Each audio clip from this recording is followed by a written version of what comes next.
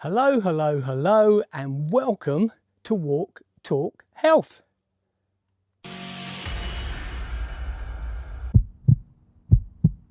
Aging and disease, and most health professionals now believe that aging is just another disease, in that respect can be treated, are caused by two main factors, and that's DNA damage at the cellular level and chronic inflammation. As the channel name suggests, you and I are going to take an amazing walk today, and we're going to discuss a topic that will address one or both of those two issues. But if you combine the subject we talk about over a series of these walks and talks, you can have a major effect on your health, your longevity, and your total well-being. And you really can live longer, healthier. So where are we today? We're back at Jack London Park, by Regional Park, by popular demand. But today we're going to be doing the Fallen Bridge Trail. We're only going to be climbing to around about 250 feet elevation, and the total walk is less than 3 miles. But I'm told the actual walk itself is beautiful, and therefore I'm looking forward to it. And we're going to go see that for ourselves in a minute. So today we'll be discussing infrared light. We'll be looking at its health benefits, which are proven through thousands of studies. We're going to be looking at some of those studies. We're also going to be covering where do we get infrared, the different types of infrared, and which ones specifically do what for us in terms of those health benefits. So what is infrared? Well, to explain that, we need to look at the full light spectrum. The full light spectrum is measured in something called nanometers, which is the distance between the waves of each individual light band. To give you some idea of how extensive the light band is, it actually ranges from 0.001 of a nanometer, which is absolutely tiny, and we're looking at things like gamma rays, which are lethal to the human body, up into the millions of nanometers.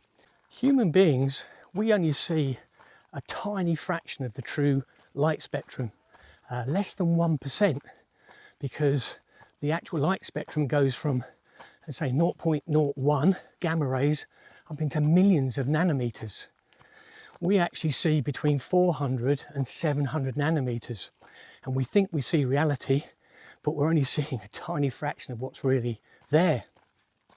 In terms of infrared, the studies we're going to look at today cover two main bands, frequency bands. We have something called near infrared, and that covers between 700 nanometers up to 1100 nanometers. And then we're going to be looking at far infrared, which covers from 1500 nanometers to 15,000 nanometers.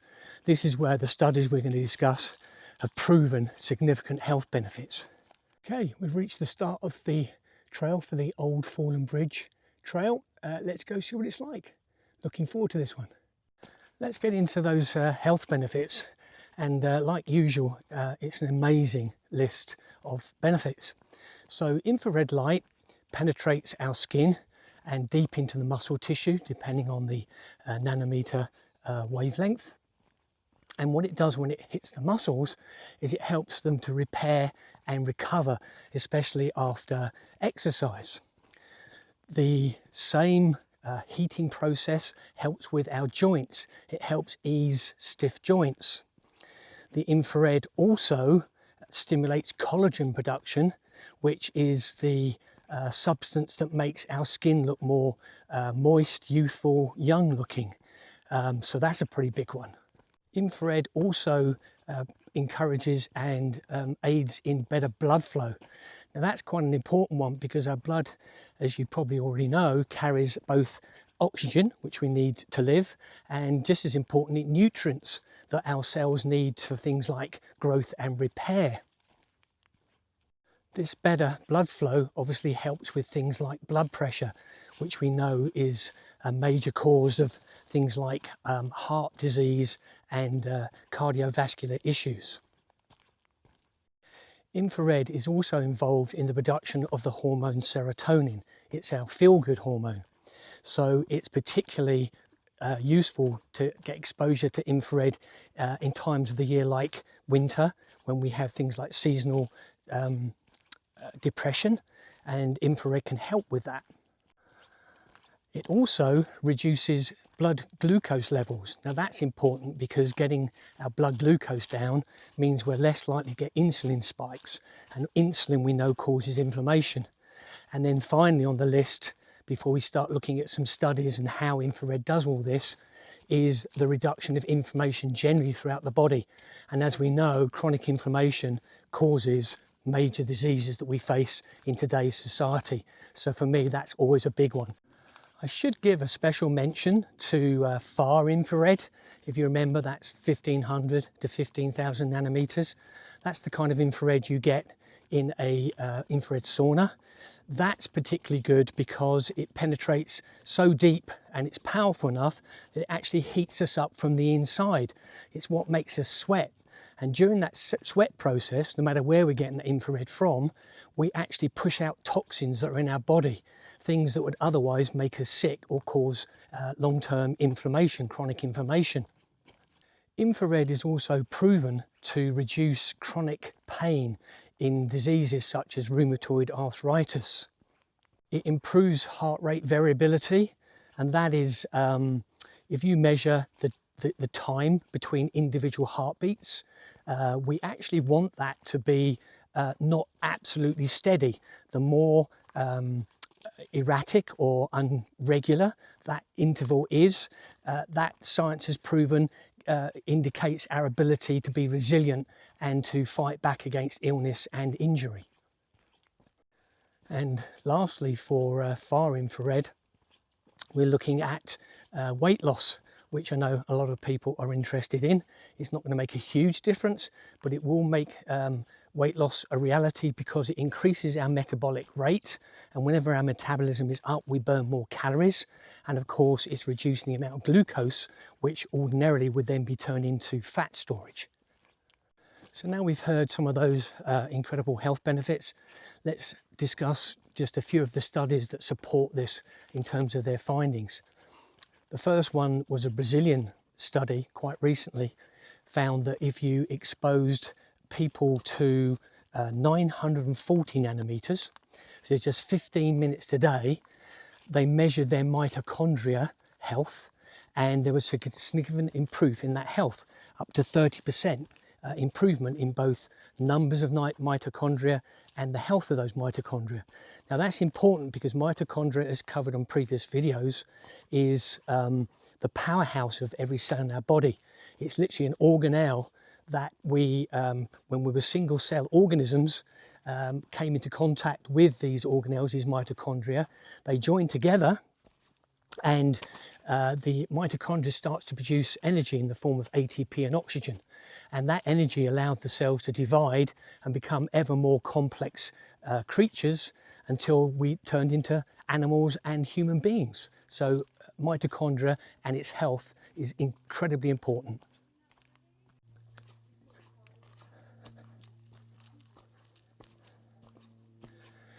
University College London recently conducted a study on infrared at 940 nanometers. Now, before this study, we believed that infrared only penetrated up to a few inches below our skin. What they discovered changes the whole way we look at infrared and its effect on our body. It turns out in this study that they could measure this 840 nanometers both entering the human body and exiting the other side. In other words, the infrared passed through the entire body and therefore came into contact with every cell in our body in terms of its ability to help us heal, grow and repair. That's awesome.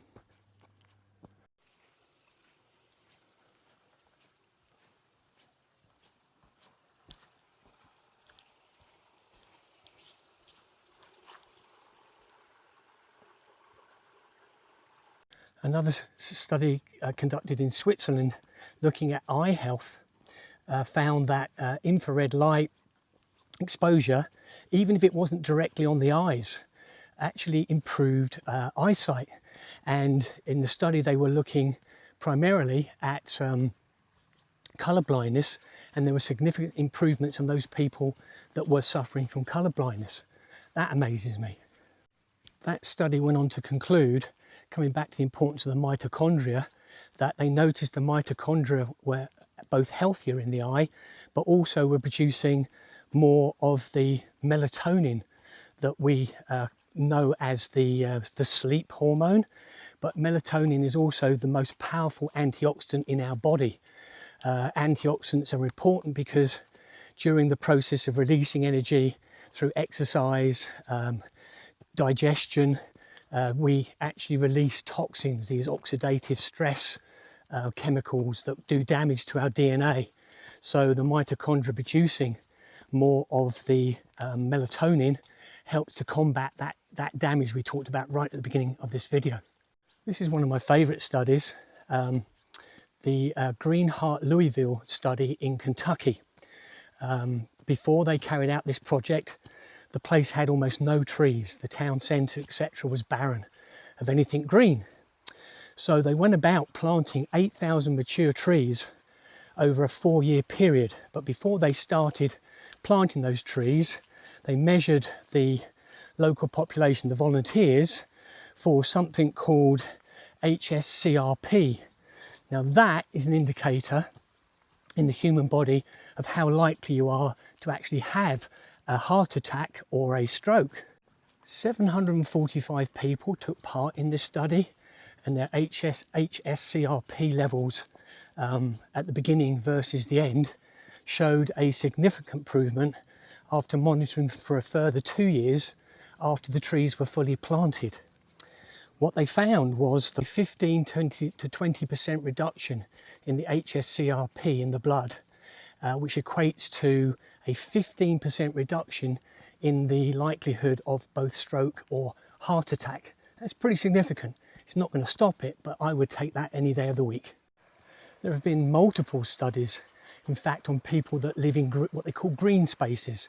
So that could be more rural areas, or people that live near parks, or places that do have plenty of greenery.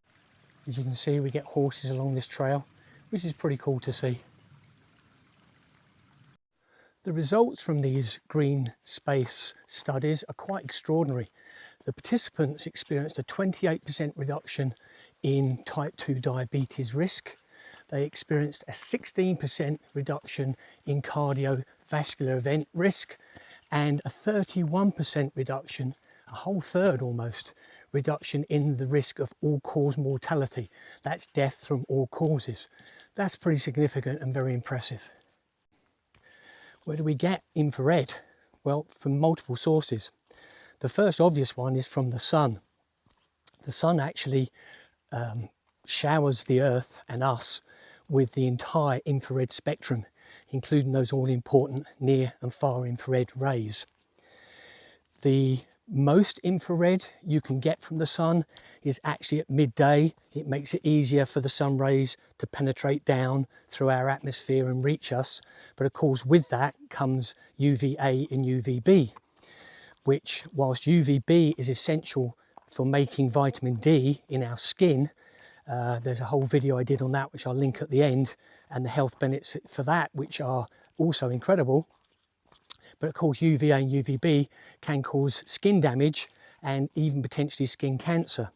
The best and safest way to get infrared light, both infrared and far infrared, is to get exposure in the early hours of the morning, before probably 10 AM, and late in the afternoon after 4 o'clock. That's because the amount of UV that can make it through our atmosphere with the angle of the sun onto the Earth is reduced considerably in terms of potential damage to our skin, but the infrared still makes it through. Okay, and so this one might surprise you, but we can get a huge amount of infrared by walking in nature. Hence the studies we've discussed have revealed the benefits from it. The actual colour green that we see on leaves reflects infrared. Actually 90% of the infrared that hits these leaves are reflected back out. You can see using a infrared filter on just a regular iPhone camera just how much infrared is actually reflected back in things like your garden, even as this video footage shows, and off of trees. So you're looking at them, you see this beautiful green colour and you think, wow, but what's really going on is it's bathing you in infrared and you're getting all those health benefits by doing it. So walking out in nature, especially around trees, definitely a great idea. We can also get infrared from man-made devices. You've probably heard of these infrared, near infrared, I should point out, light panels that produce nanometers in the near infrared spectrum for the benefits we mentioned earlier on for near infrared. If you're looking for the benefits of far infrared that we covered earlier, then you're looking at things like infrared saunas that, believe it or not, have been around since the 1970s. So we know that they're safe to use. Although if you do look to invest in one, I have one at home, do look for ones that have low EMF, electromagnetic frequencies, because there is some suggestion and studies going on at the moment in terms of the EMFs linked to things like cancer. But there are plenty out on the market that have very low EMF and are perfectly safe, including the one that I own, which I bought from Costco of all places.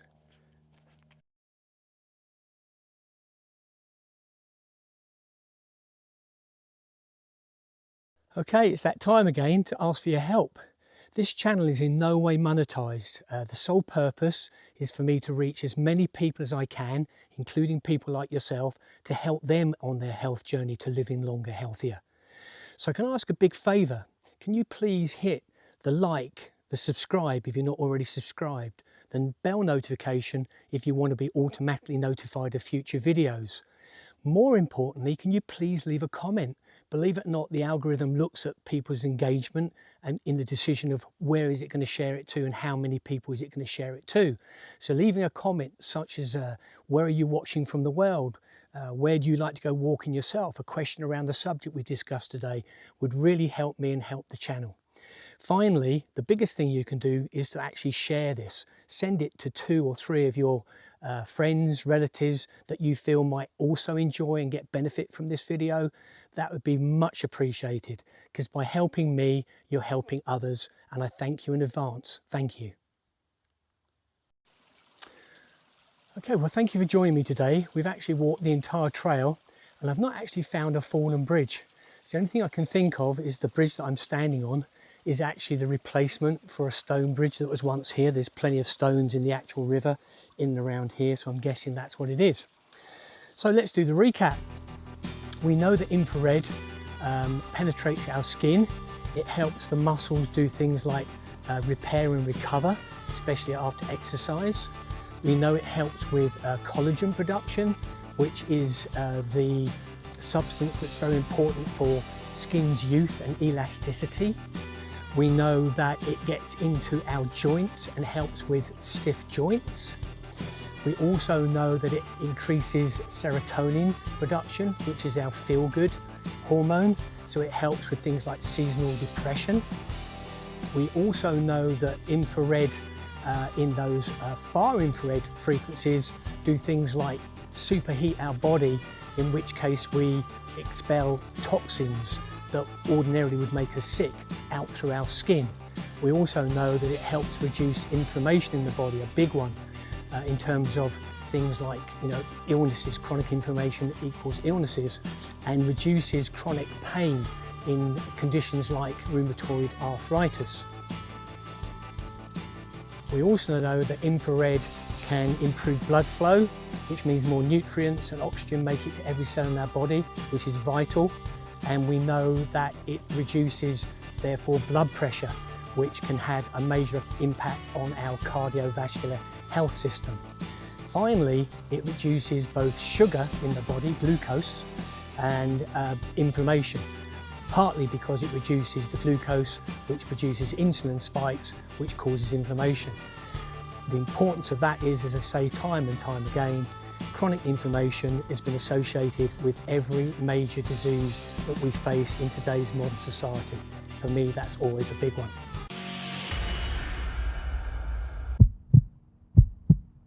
I hope you've enjoyed this week's walk and talk. I certainly have. It's been a very pretty trail. Join me next time when I'm going to be looking at insulin itself, what it does, both good and bad, And we're going to look at simple things like even foods that you probably have in your cupboards at home right now that can help in terms of its control. If you want to find out more about UVA and UVB, in particular UVB that helps us produce vitamin D that I mentioned earlier in this walk and talk, I'm going to link a video to it right here.